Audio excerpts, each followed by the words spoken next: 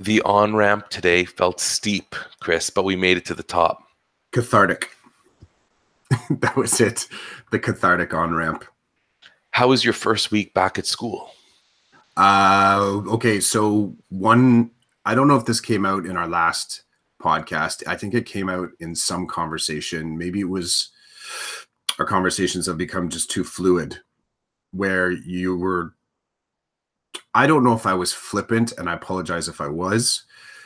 The time that you spent, or someone like you spent, setting up your classroom, and me saying, yeah, I'm not the guy that's going to store all that kind of stuff. I'm in a space where it is likely I'm going to have just as much stuff. I'm still going to try to not bring it home. I am not going to put it in my basement. Mark my word. Wait till we get to the end of this season and see if I'm apologizing again to you for being so cavalier. But I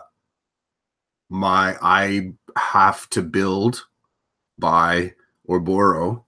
There's the 3 B's, for being a new teacher. Build, buy, or borrow a ton of stuff for my classroom. It's like looking in the fridge. You know what it is? Here's the thing. This is what my week was like. So in my family, I'm the one that does a lot of the cooking. My spouse will look in the fridge and say, there's nothing for dinner. Like, there's nothing to eat in here. I'll sort of look in the fridge and I'll throw together a banquet. Now, that's entirely based on my previous life of, being in hospitality, some of the skill set, a little bit of my creativity, and I can put those things together to be able to deliver a meal that will be adequate for my family, nourishing for my family, enjoyable for my family. It's not to say that the resources aren't scarce. It's just that I'm able to see what I can do with minimal resources. That's my classroom right now. And I'm looking at it, just trying to do the best little banquet that I can with the meager resources that I have that are borrowed. Some are built, and I haven't bought much. I'm a little more resistant to the buying part, but that's what next week is going to be like, is sort of bringing in the actual resources that I can honestly say are more appropriate for my programming with the students that I'm working with. So that's been a big part of the getting to know the school, getting to know the kids, and getting to know myself this week. And I just kept on cycling through it. Definitely fatiguing to spend that much time. Even like, I've been fortunate that it's made it up to sleep time. It hasn't quite made it in. It hasn't made it into dream time, which means that, at least I can put that bag of work down. See, now we're even like, we should start trademarking this, because we're starting to use it over and over again. The bag of work, I've done a great job of just putting it down before sleep. So I am getting sleep. But this week has very much I felt like I've spent a lot of time in my own head and still functioning in the classroom with others. It's like, it's a very strange feeling. You ever, like, almost like having your hearing turned off slightly or turned down. Like, you feel like I'm aware of my surroundings. I'm aware of everybody else kind of doing their thing, but I'm so up in my headspace this past week. I wonder if people are kind of saying things like, wow, that guy's like kind of cold. Like, he's just like, what's up with him? But I almost feel a little numb, just because I'm doing not too much thinking. It's not overwhelming, but I'm doing a ton of thinking. Still good, still valuable, still happy I made the change. I think this is the uncomfortable, itchy sweater result of taking a chance on change. So this is when this is when I have to deal. And it doesn't dissuade me or push me away from the fact that I switched schools, switched programming, and we have a lot of change going on at home as well. It's just that it's the reminder that this is when, I think I wrote a piece one time somewhere. I put some nice words together about talking about growth mindset. And there aren't a lot of conversations growth mindset, I get it. This isn't I'm not debating what growth mindset is. Carol Dweck, thank you. Everybody else that sort of does writing on that. But the counter or parallel conversation about how growth mindset can cause anxiety, heart palpitations, loss of sleep, loss of appetite. There's a physiological response to being open to change. And I like having those conversations, especially where it's a conversation where it's not, I'm not going to pull back and stop, but this is what I'm going through right now. I just kind of need to say the words out loud. And I think in some ways that was also our on-ramp, connecting with other people's experiences that in some way could be perceived as negative, but it's real. This is a real experience that adults go through with their work, that I'll say definitely teachers go through when they're experiencing change. So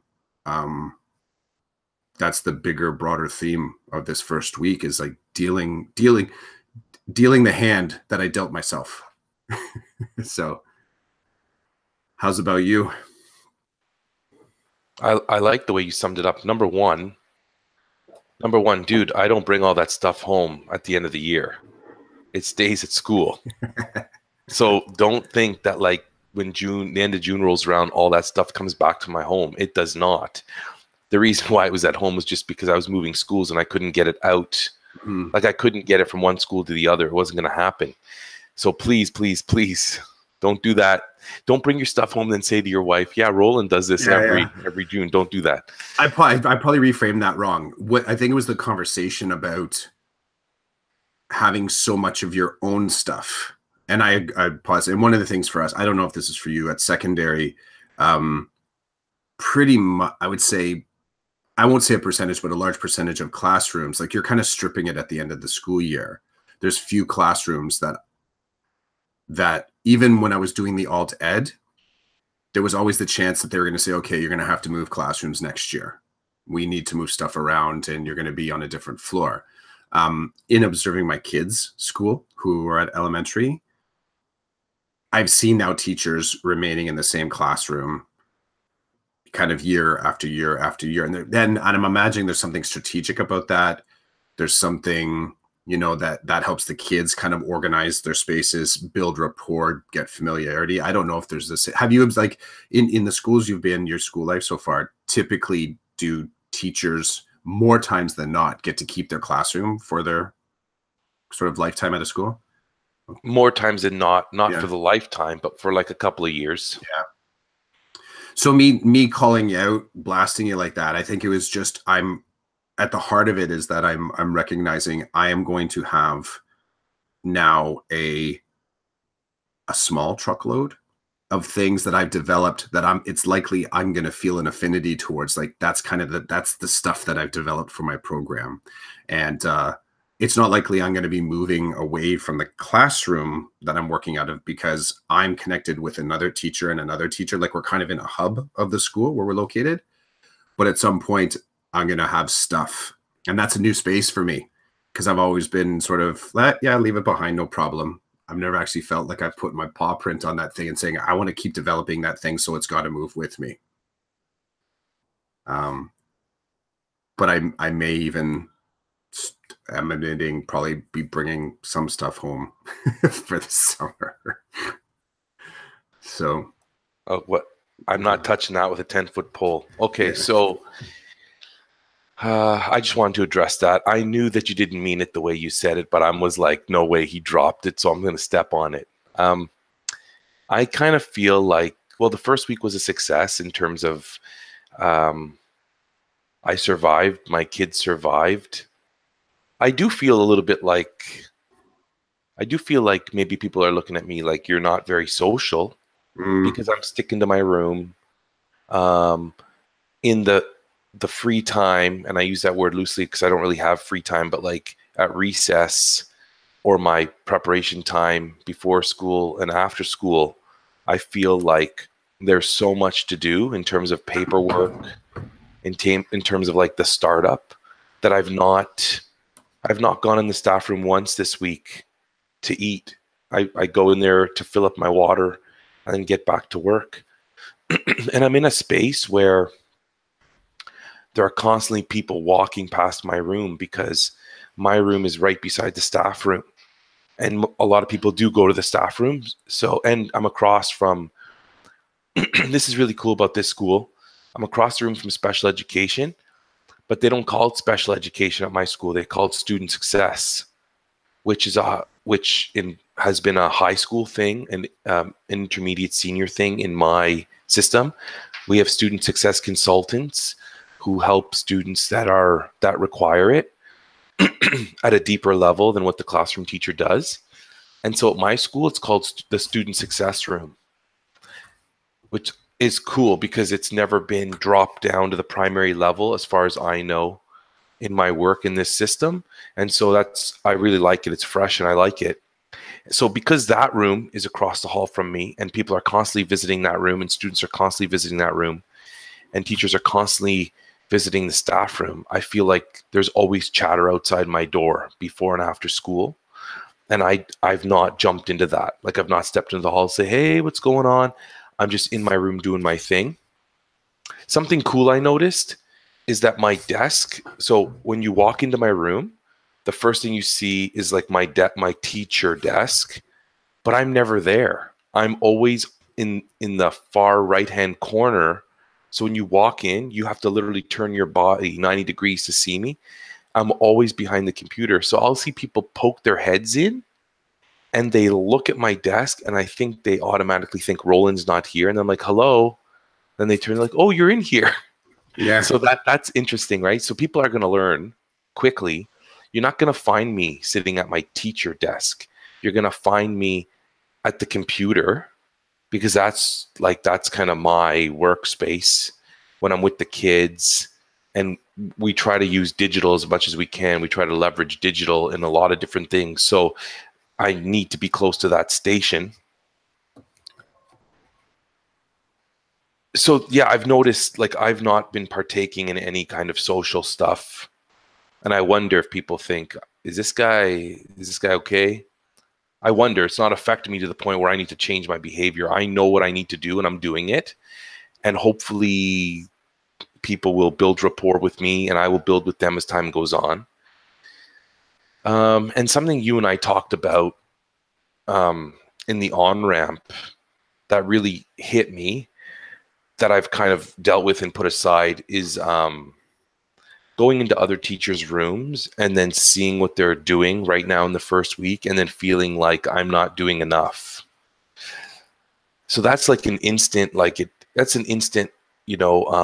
somebody throws water in your face and you've got that initial shock. But then after you dry off and you think about it, you're able to break it down and then you're able to gain some perspective. And so my perspective has been that it's okay. I just got here. I need some things that maybe they don't need, right? Like their needs are different from my needs right now. And I need to do what I need to do to make sure that I can function with my students and to make sure that I learn who my kids are so I can give them what they need. So if that teacher's doing a particular thing in that room at that time, they've deemed that necessary, and I'm doing what I deem to be necessary.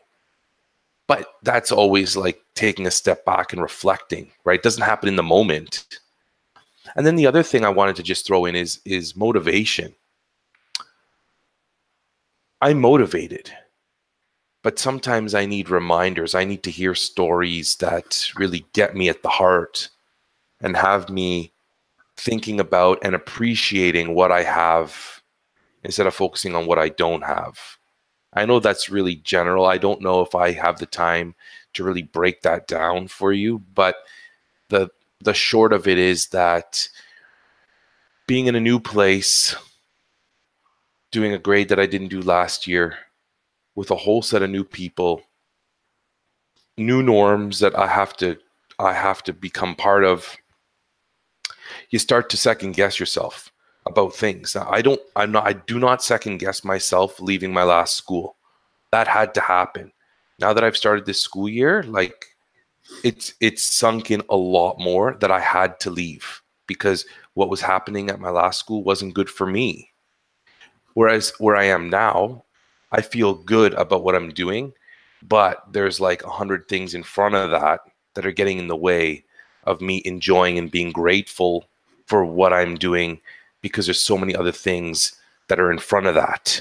You get what I'm saying? So like, Yep. I really have to be aware to grab that thing at the back and push it right to the front so I can feel motivated and good, and then continue on with my way. And I've been doing that a lot at work, actually. I've been doing a lot of what I call resetting. So I'll catch myself in a moment of self-doubt or low, like just feeling low. And then I'll be like, no, no, no, no, no. That's all the periphery. Switch, get back to center. And then, so what's happening is I find myself on the periphery with that thinking. I switch on and off. I come right back to center. And then throughout the day, I slowly move back out to the periphery, and then I re-switch again and I come back. So I've been doing a lot of that, which is good because that tells me that along the way, I've picked up a lot of the tips and techniques that experts who are on YouTube and stuff have been providing the world with. And I've been really taking those things to heart. You and I have talked a lot about these people on the podcast, these influencers and stuff who have their little piece of the world and their expertise. And I've been taking that and really dragging it into my world and using it to benefit me, and therefore benefiting my students and the people that work with me in my room. Mm-hmm. So it's been a good week. I'm looking forward to next week. I'm looking forward to getting into a groove and continuing to get to know my kids. I love the sort of looking at other people's spaces and just observing my own thinking, where you observe the external and all of a sudden it becomes about you, and catching myself when I'm looking at other people's classrooms and other people's resources and even other people's experiences, and thinking to myself, it must be so much easier for them. And as soon as I go there, I realize I'm not in the space where I should be, which is paying attention to what I'm developing in the small space with the students that I have. Yesterday, so I have the two sections, so two periods where I'm working in the ASD program, and then I end the day working with grade 12 students doing a grade 12 learning strategies course. And we had a great conversation a couple of days ago about how they would like to hack learning strategies. So by the time a student has hit grade 12 with learning strategies, their needs are very different. They're different, but based off of the building blocks of grade 9, 10, and 11. But the transition goals for a student that's in grade 12 are looking towards pathways beyond secondary, whatever they might be, wherever they think their next step is going to be. And also within that, taking into account when they're transitioning out of high school, that's a really kind of critical turning point of transitioning out of public education. So you're moving out of a system where, whether you see it or not, the resources are all there for you. So we had a great conversation about how do we generalize or make portable the things that are right now. Like, you have a guidance counselor that you can go down and you can talk to. You have a co-op department that can get you job experience. You have a leadership team that can have sit downs and give you some mentorship. You have multiple teachers. Like, you have all these resources that when you move into the paid model beyond grade 12, they're not all co-located in the same spot. So we had a couple times this week where we were talking about, well, what are the things that we want to hack the grade 12 course? And we have units and we have things we have to get to, but I want to make it clear that this has to be like the penultimate kind of moment for you, so that you're actually stealing from the course things that you think you could take with you next. And so one of the themes or categories that popped up was developing mental wellness skills. Like not just an activity, but pushing hard at kind of developing that muscle. So I said, well, here's what we're going to try. So we did some progressive muscle relaxation yesterday, and I did a little bit of on-ramp to it for the kids, but I took it entirely from their survey and I just presented it to them, like, taking that chance, we're going to do it. It's a 10-minute exercise. It's it's so actualized that you can speak to it as meditative, or you can talk about its physical activity, like that sort of, you know, the work in the muscles and the releasing the muscles. Like there's a concrete basis to it that often in the past, some students have said, well, I don't want to do meditation. I can't do that thing. I don't get it. And it's too esoteric for some students. Like they don't, why are we doing this? Or where's the mark? But there's something really concrete about even saying, clench your fist, release your fist. Can you feel the difference?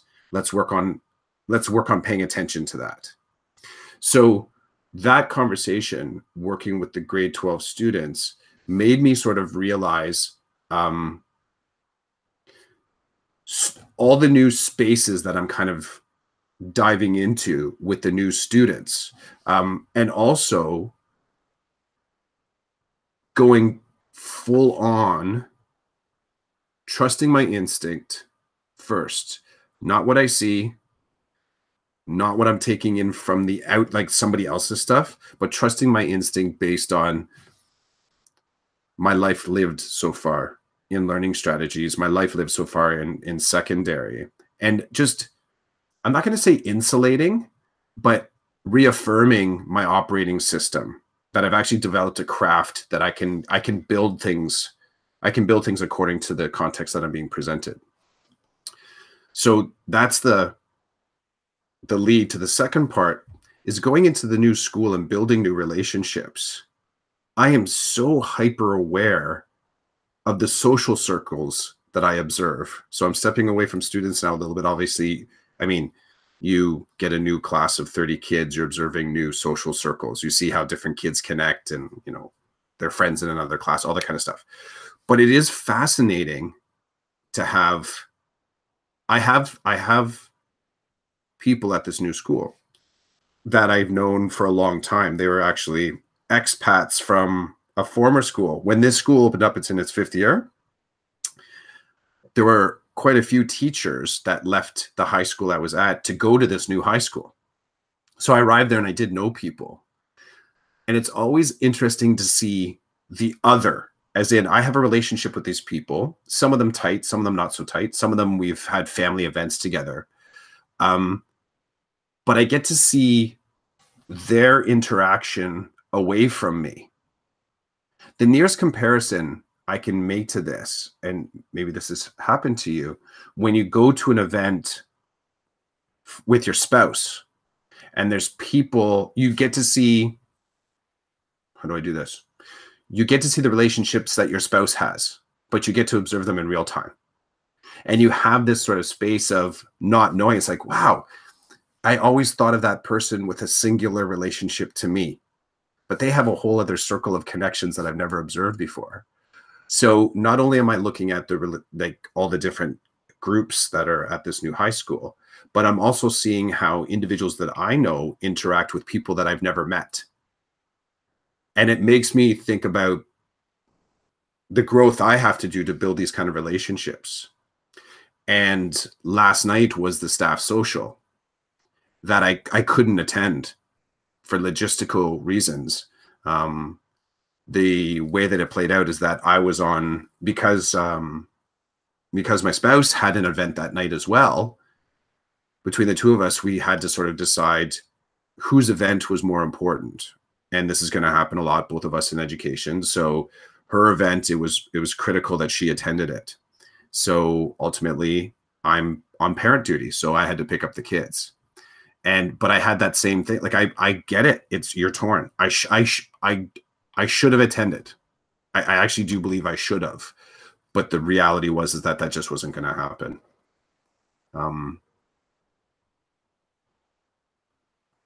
I've sometimes had students, I've talked to students about what would you do if you could kind of have a do-over in how people know you and how people connect with you. And I think I might have over idealized it a little bit, because I'm now really seeing the challenges, because that's kind of the opportunity that I have with this school. Like I could be a different person. I could sort of change. I could change how I do. It's actually quite incredibly difficult. Because, you know, one of the first things that I think happens when you experience this kind of change is that you're you fall to a default position of using the tools that you have. And with those tools come behaviors and beliefs and all that kind of stuff. And that whole growth mindset of being open to change, that's I think the external experience coming in. The growth mindset, I'm guessing now, because I'm feeling a little stretched on this, is looking at the toolkit that I have to deal with that change in a positive way, and using the best of my tools, but not chucking them out, because I may need one of those tools next time. It's real. Like, my mind is, I think I was holding off doing any deep thinking until I actually sat down with you, because I needed a little bit of the mirror, but a little bit of the sounding board too, to kind of push it out. So it was a crazy week I was really observing, so much observation that I think I lost track of some of the things that I was seeing.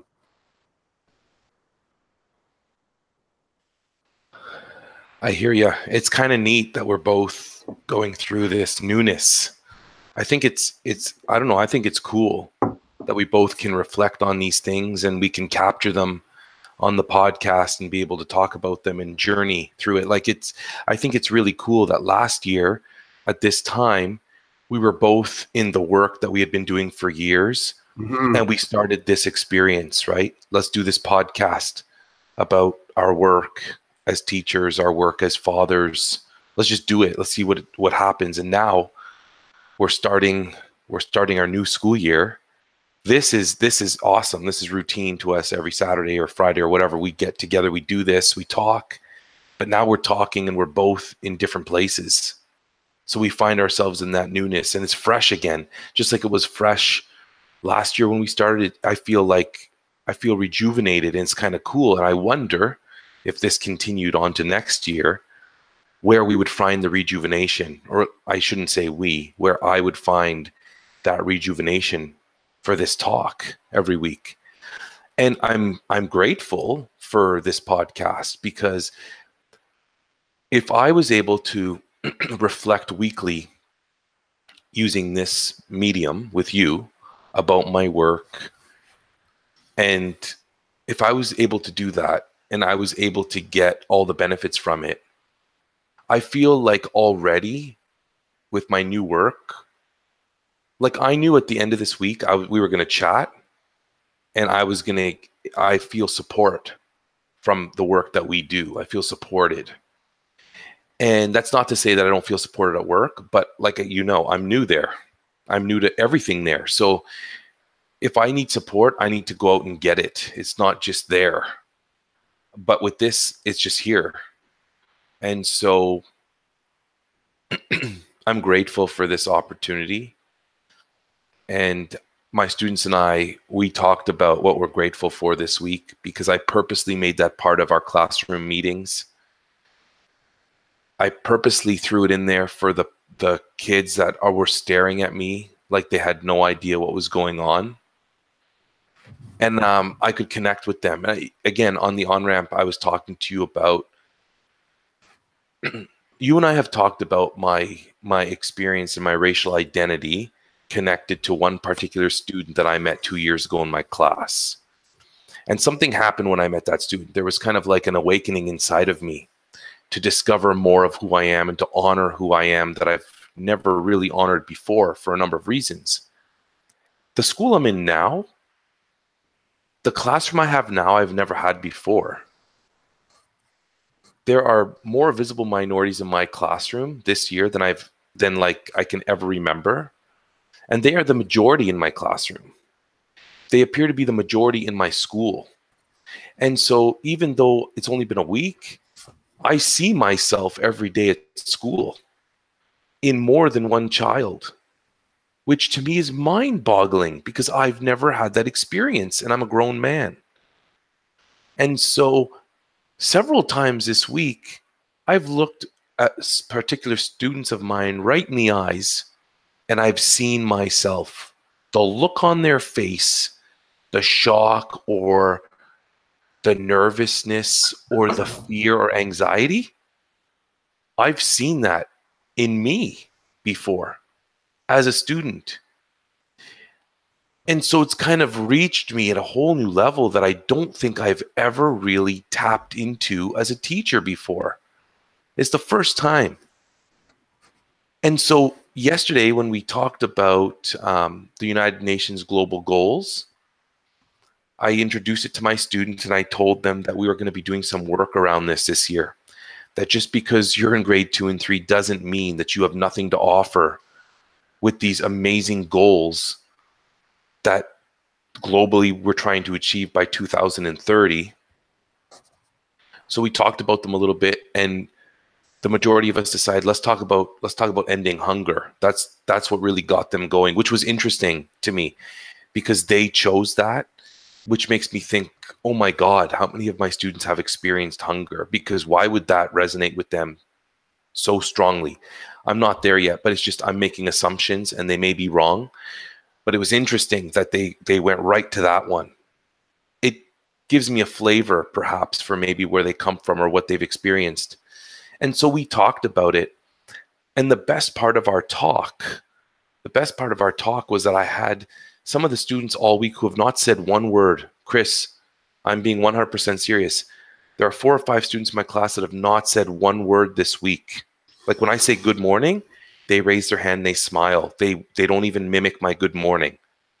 They just like, I'm not talking. And I'm like, that's fine. Even when I'm conference with them, they don't talk to me. They just nod or they smile, or I'm teaching them, give me the thumbs up so I know what's going on. Give me one of these if like you're out, you can't figure it out. But they're not verbally speaking. And so a couple of them spoke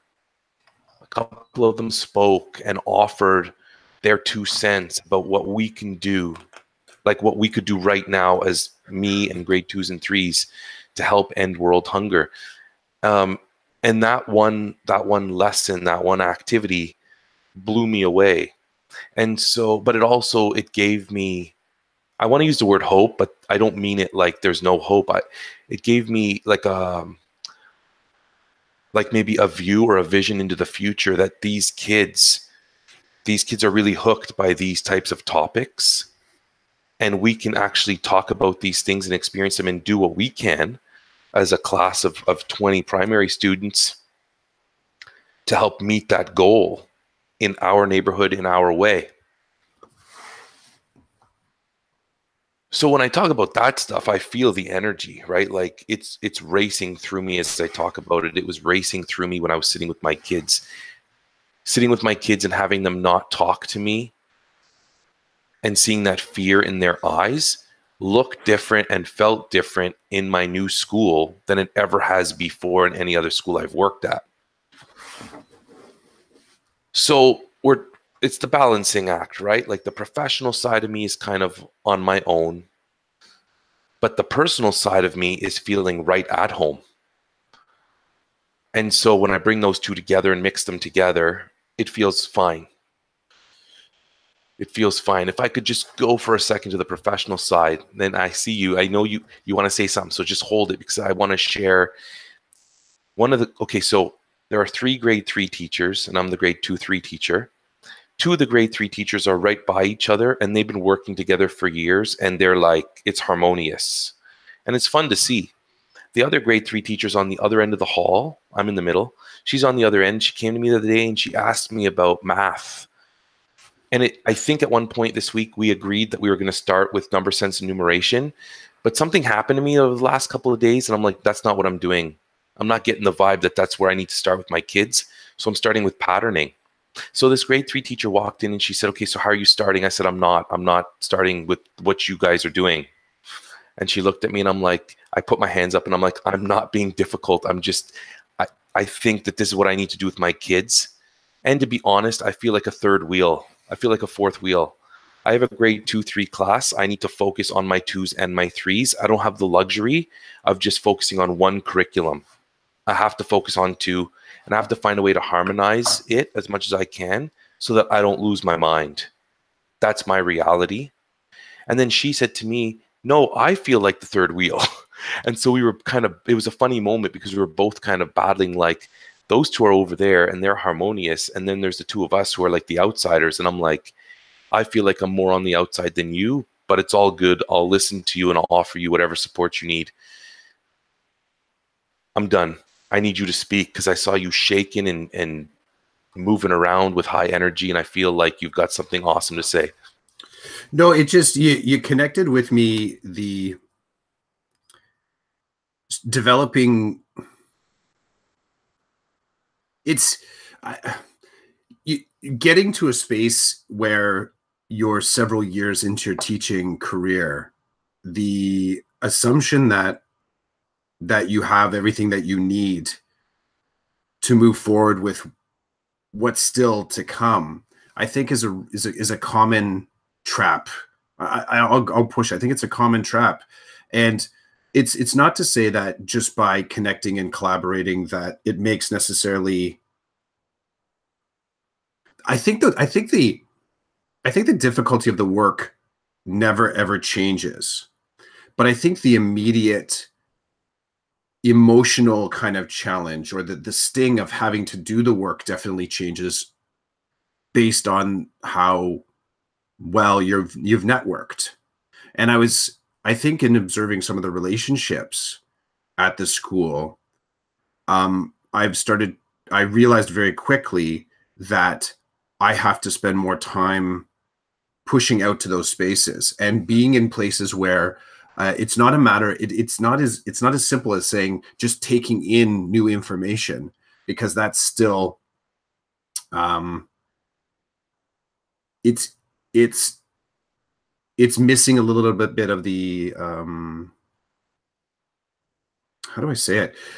I remember the way back in the day when I was still doing hospitality. So this is when I was doing my apprenticeship, and the person, Maria, who was my mentor when I was doing my apprenticeship, she spoke of a breakaway part of the family that had opened up their own restaurant, and she had called them chicken robbers. And I'm probably completely mashing up the language, but la roba gallina. And the idea of being a chicken robber was that you're kind of sneaking in the middle of the night and taking something. People are entirely aware that you're kind of doing it, but they can't really stop you. And you're taking chickens, so you're like taking resources. And she was calling it out because this family were using the recipes from the restaurant I was working at. And in this case, there was a lot of offense because it was family and was familiar. And I'm starting to realize I'm not calling myself out as a chicken robber necessarily, but I think that arriving in this new school, it's been relationships have been made available to me. And I think in the past, I would have not avoided, but not as openly develop those relationships quickly, because the trade-off would be somehow that I was kind of stealing from people, and I should develop this stuff myself. Like, you have to push so hard that way. And I realized that could be a mental trap for new teachers, thinking that they have to do it all on their own. Like, you have to come up with all your own stuff. I think that probably seasoned teachers, and there's a whole spectrum in between, seasoned teachers might be where you and I are looking at other people's stuff and not measuring it well, like somehow saying that distance to connect to somebody else's classroom might be too far. I would be better off spending time going back to my resource room and kind of suffering and developing it. Now, I'm not trying to impose that. That might not be your mindset right now, but I think there is a trap there that I've seen a few times, because I've noticed my bag of work and other people's bag of work. And I think to myself, what percentage of that bag of work is stuff that you're developing all by yourself because you feel compelled to, not because of creative reasons, which is a great reason to develop new resources and stuff for your classroom, but because you feel like you have no other option. You have to carry it yourself. So I've been really overwhelmed by observing that and realizing the true value of it, and thinking about how I'm going to interact with those things.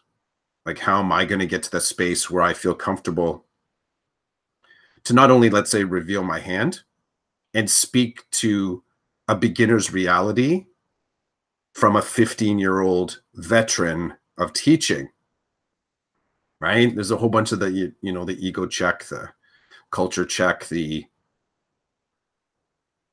and the thing that's feeding some of this, which is kind of fascinating, is the school that I'm at. Like, I'm one of the old teachers. No joke, man. You kind of left, but I'm one of the old teachers. There's individuals, I think I told you, like my colleague who's been an amazing mentor, I taught 10 years ago. She was a student in my hospitality class. And she went off and she did her thing and graduated and went to university and has lived her life and has done all these things. And now she's my go-to person and has been doing the program that I'm stepping into.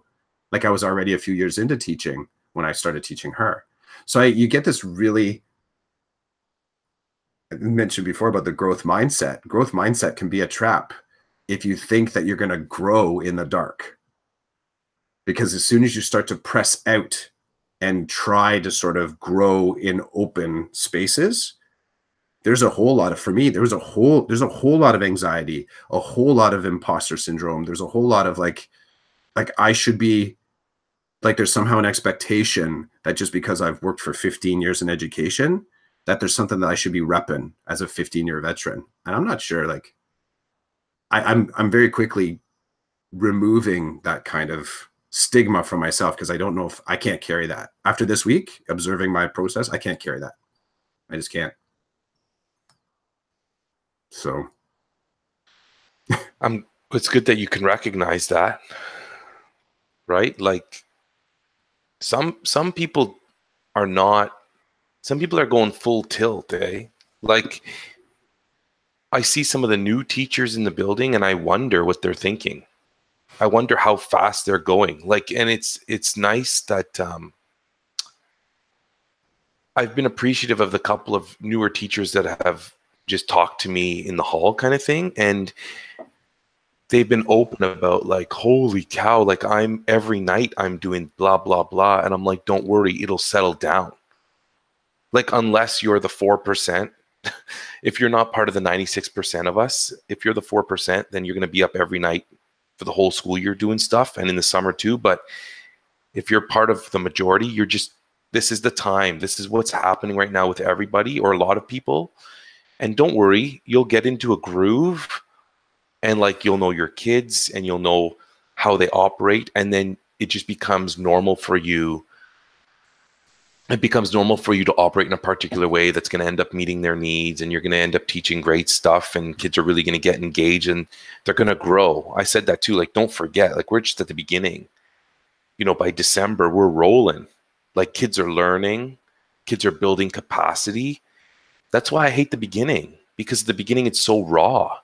Everybody's fresh, and fresh is good in a way. It's also bad in a way, because you got to reestablish all these routines and norms. But that's the thing, right? Like, once you get into it, the kids get where you're coming from, you get where they're coming from, then you harmonize and it moves forward. And it was funny because the look on this one teacher's face was like, holy cow, that makes sense. And I'm like, yeah, the only reason I can say that is because I'm holding on to that, because I really don't like this time of the school year. I just don't. For me, the positive parts of the school year are not enough at the beginning to sustain me. So I need to hold on to the middle part. I can give you a great example. This week, during like transition times, I would call students over to me, and I had a couple of Chromebooks, and I'm like, do you remember how to log on to a Chromebook? Do you remember your login and your password? The ones who have been craving to touch a piece of technology all week, they were like, yeah, can I get in? I'm like, yeah, go nuts, get in, show me. And literally like 10 seconds later, they're logged on. They're like, what do you want me to do now? And I'm like, I want you to sign off, and I want you to go back and keep eating your snack. And they're like, no. And then other kids would come up to me and look at me like I'd have no idea what you want.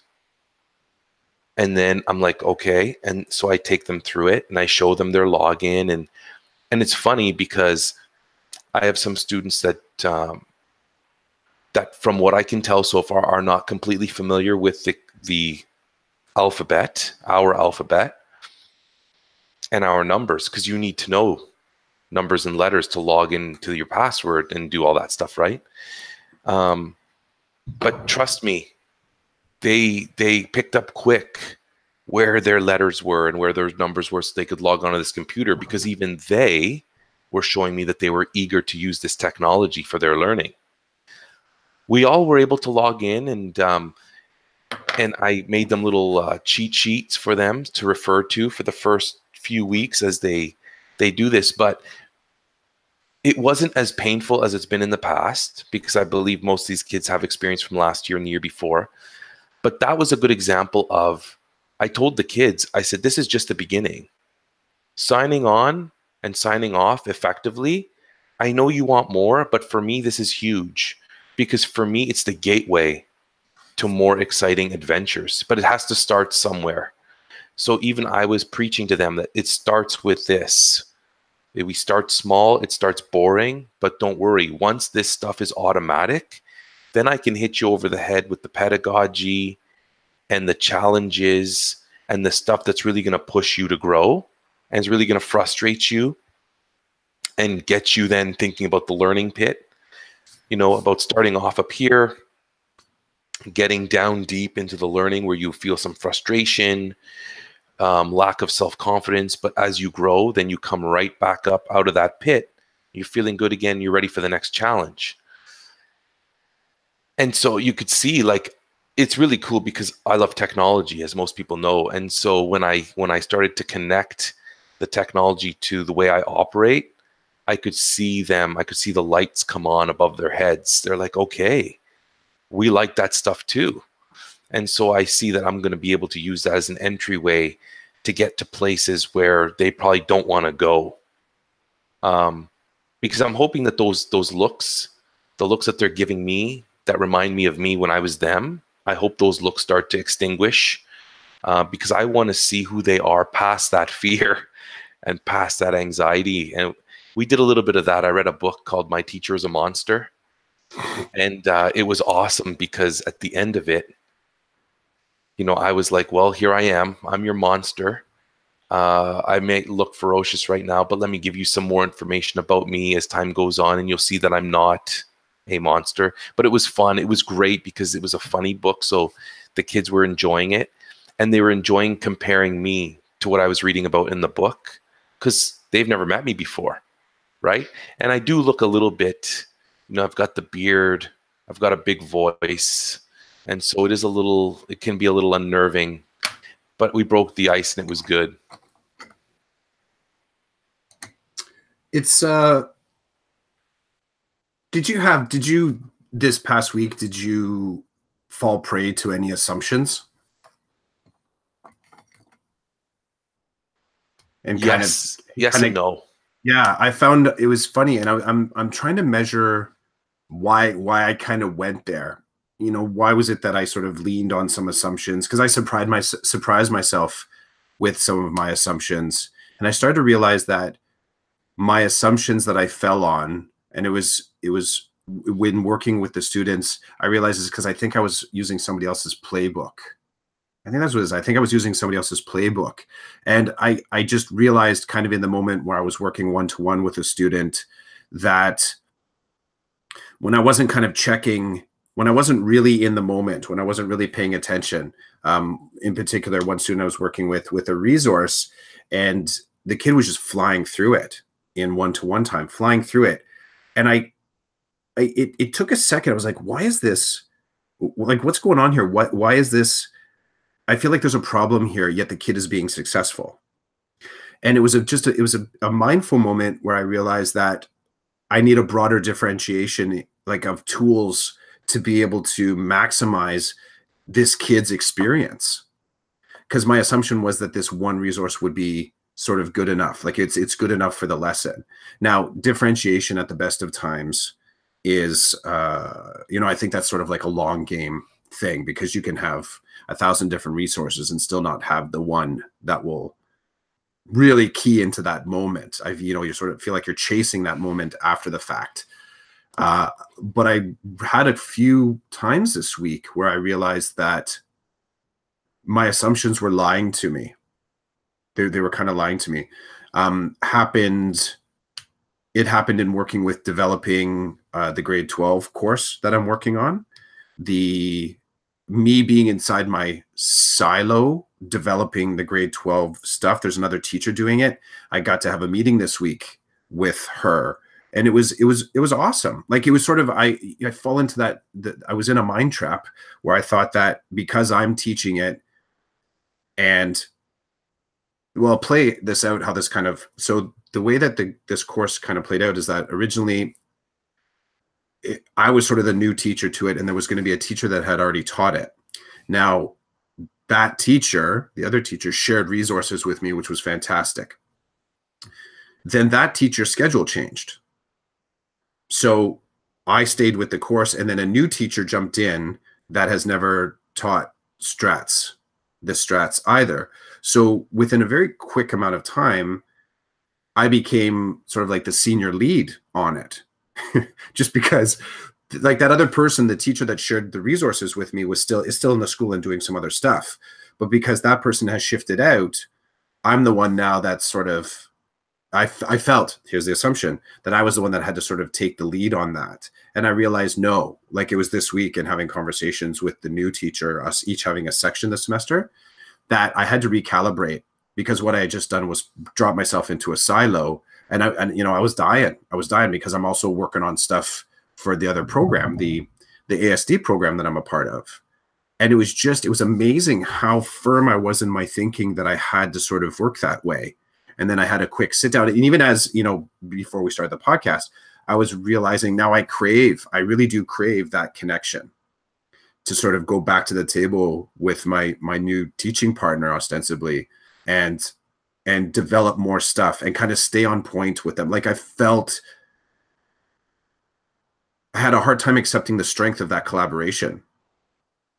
And it's funny because we met Thursday after school, and it wasn't until just this morning when I started to think about what I would like to do with the course next that I realized, I wish I could talk to her again.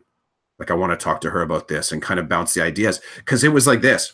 She was throwing something down, I was throwing something down, and it was just all of a sudden we had a thing. There it was. So we had this idea for an assignment. But the assignment frames are kind of laid out, but we got to tweak them, and we got to sort of like bend them a little bit better to the experience of learning strategies right now for these 12s. And I realized this morning, I was like, I wish I could get back to that table. I wish I could get back to the table. What I'll probably do is I may ask her if she wants to do this, do a sit down.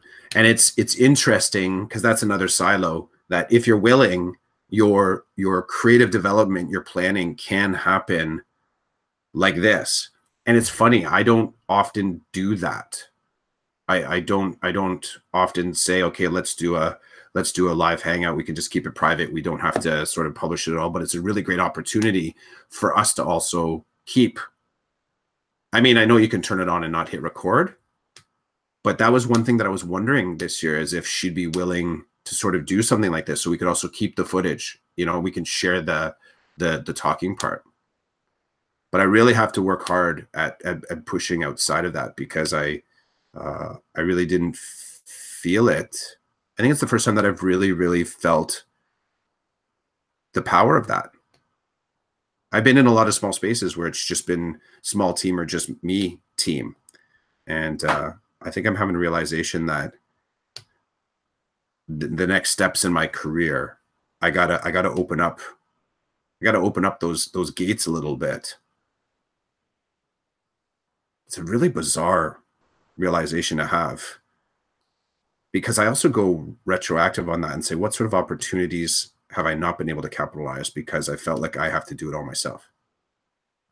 It's messed up. Because I would measure in some ways I've had a little bit. See, this is the psychotherapy of DeCodEd, eh? I will say the fatherhood, this is a very, we haven't touched much on family in this episode, but I'll say this is also something that, I've spent some time really thinking about very similar things in the way that I relate with my own children and my spouse. Like, is there something that have I sort of remained in that closed space, and have I missed out on opportunities for growth? And, there could be some spots there of regret, but I think for me, again, just for me, that regret is a springboard towards a different next step. It's not an anchor for me. I can't do that. I feel like the energy to sort of hang on to whatever negativity could be that I didn't do something in the past. I was like, I can only make change moving forward. That stuff's done. But I'm feeling this kind of overwhelming need to boost my openness. And I'm finding a weird connection between taking that risk at work is somehow helping me at home too. I'm not quite sure which is the space that's like really kind of inflating that possibility. But it's, yeah. Yeah. Saturday morning. I like that idea. I like that idea that like the positive, the openness at school is helping at home. Do you ever have a sense of that? I can remember, do you know Jill Stambolich? You said to connect. Great thinker. What a phenomenal thinker. Like she's all, part of her thing is the integrative thinking, which I've only dipped my toe into. But I got a chance a couple years back to go and speak to her AQ class. She does a music AQ. And that was one of the coolest discussions we had was about what does that partition look like between you at home and you at school, and some people not being comfortable at all with blending that. And I said, because I'm a storytelling teacher, I will draw resources I will draw the story from wherever in order to sort of maximize the experience. But that's like being a chicken robber, because if I only steal it from myself and not spend time investigating the why of the story, the how of the story, what's my lesson learned from the story, and does the story actually make a bigger picture thing better, then, I can't be the person that when I walk in the school that I'm no longer Chris. And when I go home, I can't no longer be teacher. So then my question to this class, these adult classes, like, tell me these moments, let's share some moments where you were able to bring the best of you from home to school and the best of school to home. And somehow in that, I didn't get to the next question is, how do you actually boost that so it's happening more often? There's work in both places that can only be done in those places. But if I'm the common factor between the two places, can I be better by harmonizing that a little bit?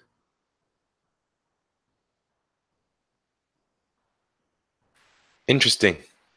I'm gonna need some time to think about that one.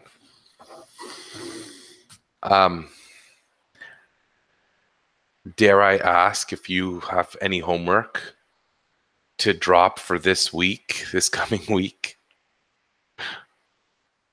I don't need any more homework. I don't need any more on my plate, Chris, but yeah. I do enjoy you dropping it and me never doing it. Like with Casey Neistat and Dan Mace, where every Tuesday, it's supposed to be every Tuesday, Casey Neistat does like a Tech Tuesday thing. And the ongoing joke has been right from the beginning of it that Dan Mace would create the introduction for that week's vlog. And it's awesome because every time Casey's like, I wonder if Dan was able to get to it this week. And then it flips to Dan. He's like, sorry, bro, I was really busy. Maybe I'll get to it next week. And it's been going on for months. And so I feel like you and I have that same combo. You drop the homework and I never do it. I just enjoy listening to you drop it. And then maybe the next week I say something about it, but I never do it. It's in the spirit of personal PD. Let's here's the thing. So here's where I'm gonna play. I'm gonna try and come out of the dark as far as being the chicken robber. I'm this next week, I'm going to try and I'm making connections with other teachers at other schools to have a conversation about developing my ASD programming and find a way to, because it's I feel almost ridiculous saying it, but making intentional and accountable relationships to develop my programming, and believe in the positive that if someone is willing to sit down with me and talk with me about it, that they're on one hand proud of the work that they've done, and secondly, that they are interested in helping me develop myself. So I'm going to force myself a little bit outside of the comfort zone to believe that the person that's willing to talk to me. Can I share one thought just before I say that last thing? Because I'll lose it. I realized this week that the people that were willing to give me their time to explain things, how valuable that is. I had this kind of profound moment of kind of wrestling with the fact that someone actually talked to me for a great deal of time. And what I realized I was doing, I was kind of wrestling with I don't think I have time for this. And when that voice started echoing through my head, I started to get uncomfortable with the fact that I couldn't shut it off. That I ended up focusing more on the fact that I thought that I had to go, I had to be somewhere, it was like this anxiousness to get to the next thing. I ended up staying in the conversation, filling out the conversation, thinking about it on the drive home, picking my kids up, and realizing kind of when I got home that I should have stayed more in the moment with that conversation, because that person was giving me their time. And I flipped it right away to the moments where someone has asked me a question about something, and I've spent time talking with them, talking it out, and coming away feeling like that was kind of cool, and realizing that I had just given up. It's the wrong language, that I'd spent time with this individual, right? Because that's deficit language when you say you're giving up time to do something quality, like the perception somehow that you're stealing from yourself to give to another is one way to look at it. But what if it's just about building the relationship? And this is the necessary criteria for building a relationship long term. So that's what was kind of clicking off in my head, is that I've spent time with individuals. They've shown gratitude, as you were talking about today.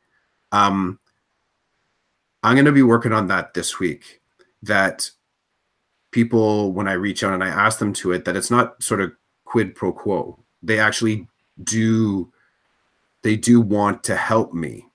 It's easy to ice somebody when you email them, right? You just don't bother answering. Never saw the email. But I've had several people reach back out, and they've basically said, come on over, come and see the programming. We're happy to help. And I'm going to step through those doors this week, especially, and I'm actually going to look for those doors all week long to try and sort of make more connections. Not all of them could sort of flourish or bloom, but maybe that's the homework. And maybe that'll work in both of our contexts.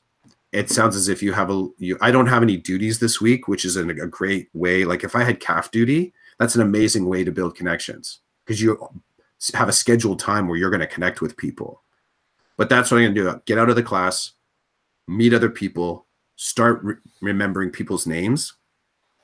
I got to start working on that too. But sort of stay open. I want to create some stress in my life by being more open, and not the stress that comes with holding the door shut. Sounds good. I can't wait to hear about how that plays out next week. I'll be sleeping well. All right, man. Okay. Thanks, Chris. It was another good one. Ciao, man. Talk to you later. For sure.